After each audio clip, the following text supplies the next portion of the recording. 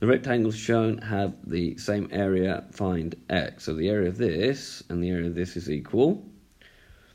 So the area is length times width for a rectangle. So the area of rectangle A is going to be x times 2x plus 4.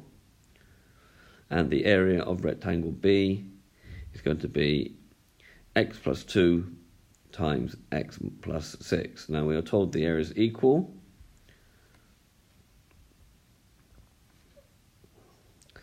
Right, so before we can solve this, we need to expand the bracket. So this side will be 2x squared plus 4x. Here we're going to have x times x plus 6 plus 2 times x plus 6. So it's going to be 2x squared plus 4x, and then we're going to have x times x, which is x squared, x times 6, which is 6x, 2 times x, which is 2x, and then 2 times 6, which is 12. Right, so on both sides here, you need to now take, so I just collect the middle term together, so you get 6x plus 2x, which gives you 8x. Now you need to collect everything on one side and put the quadratic equal to 0. So taking x squared from both sides, you're going to have x squared.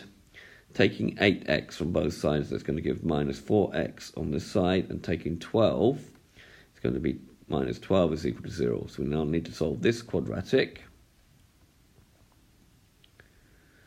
So the product will be 1 times minus 12, which is minus 12. The sum will be equal to the middle number, which is minus 4. The factors will be, for that, minus 6 and 2. We can do a little check. Minus 6 times 2 gives minus 12. It's okay. And then the sum, minus 6 plus 2 gives minus 4, and that agrees, so it's okay. So we now take the quadratic, split it up into x squared minus 6x plus 2x minus 12 is equal to 0.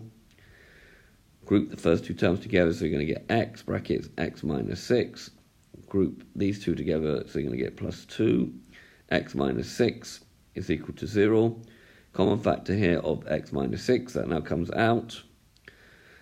And we now have x plus 2. Right, before we go any further, we need to think of the context of the problem. This was the original problem. So either x minus 6 is equal to 0, x is equal to 6, that's a valid answer.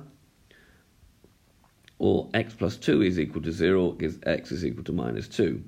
Well, that means that length here will be negative. In fact, this length won't even exist, so therefore that's a meaningless answer. So you always need to check your answers in the context of the problem. So there's just one answer, that x is equal to 6.